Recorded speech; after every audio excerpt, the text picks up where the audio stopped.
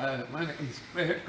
Today we'll be showing ignition systems troubleshooting. Now we're going to explain the core unplug ignition system usage.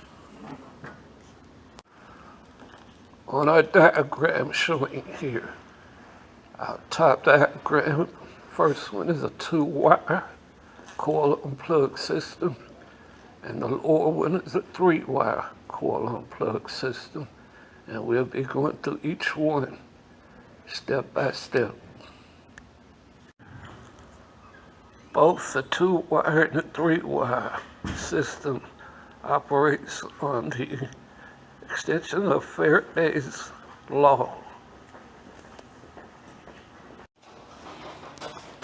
I'm going through the system. I'm showing you the coil unplug ignition system for a 2-wire and a 3-wire. But at this time, I want to show you what Faraday's law states, which it states the relative movement between a conductor and a magnetic field allows 4 ways by which voltage can be induced in a conductor, as in an alternator, as in a generator, self-induction, mutual induction, and at the same time, as you see, our coil has a magnetic field. The value of the voltage from the 4-way of the voltage induction depends on the density or the strength of the magnetic field, the number of turns of the windings in the coil, the speed at which the lines of force are cut, and the induction coil, the secondary winding, has many thousands of turns of fine enamel copper wire, which, if you look at our diagram here,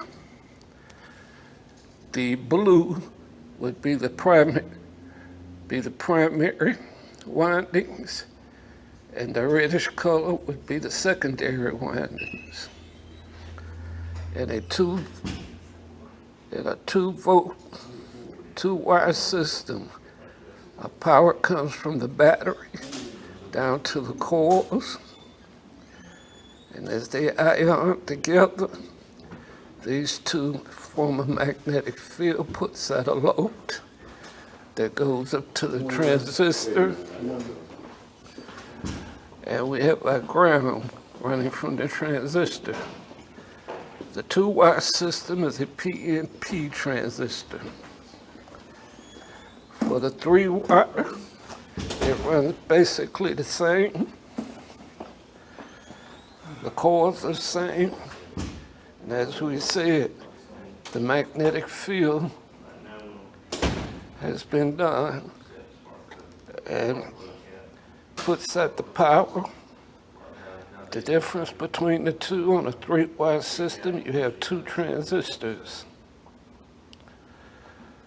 That's why it is called an MPN system.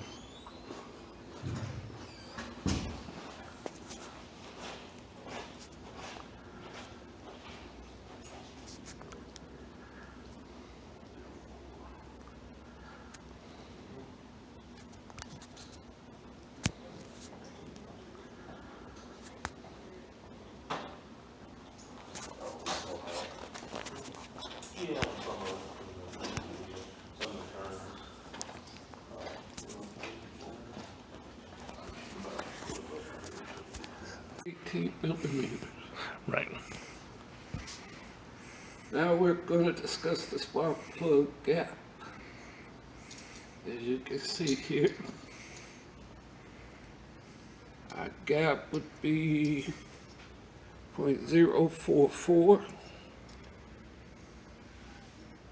When I put it in, just to make sure it's got the right spacing. This is our spark plug gapper. Next on the spark plug, we're going to discuss the design. Most spark plugs are identified by the threads, the reach of the lift for the threads, and also by the heat range or operating temperature.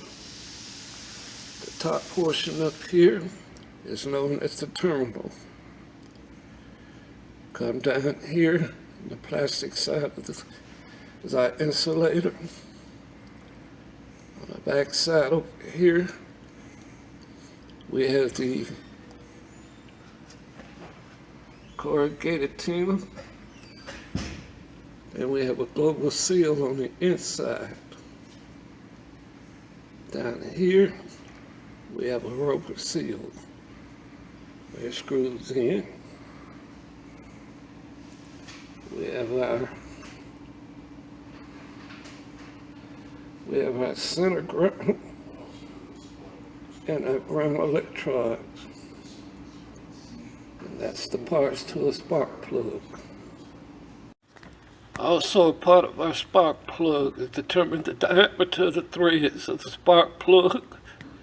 Nearly all today's light-duty vehicles use either a 14 millimeter or an 18 millimeter spark plug.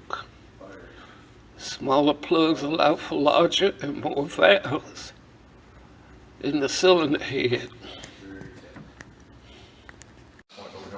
Okay, here we're showing for the Chevrolet HHR diagram on how our injectors get power, our reference, control, and our ground. The pink line that you see is our power coming from the ignition, fuse 45 or 10 amp, and it goes over to our injectors, to our ignition control module, and runs to each injector. And you look here, you see where the power goes up, and then it comes back down, cuts across, and each spark plug gets power.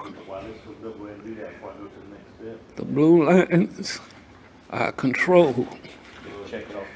You see where it cuts across and goes over to each circuit, which is 1, 2, 3, and 4. On our orange line, which is our reference line, low reference, you see where it goes into a low reference. And that is how our diagram shows. And our green here shows the ground for our spark plugs. Hey, Will, what were we doing? You're checking the voltage at the coil to make sure the coil is getting voltage. You check the voltage at the coil. Yeah. That's how you do it. Where do you have the ground? The ground one over there. That's ground. You say anything?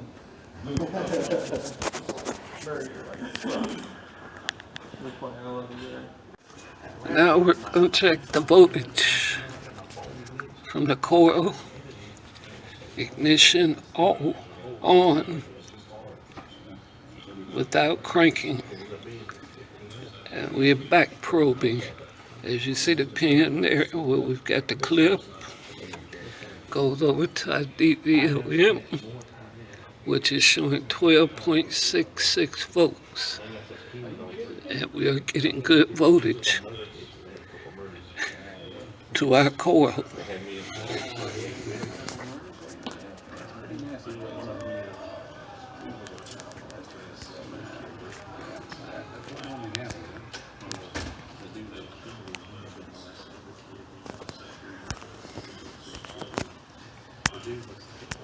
What are you doing, Dad? Your phone froze?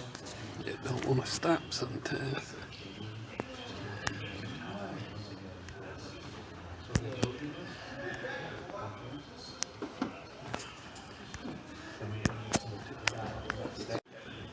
Now we've got our hookup. We're back probing the ground wire to check ground path and get the ohms. Any counter reading is a good reading, shows that we have continuity. And right now, we have 4.0 ohms. This time we've got our system set up to do a spark plug check. You can see we'll take the spark plug and plug it in.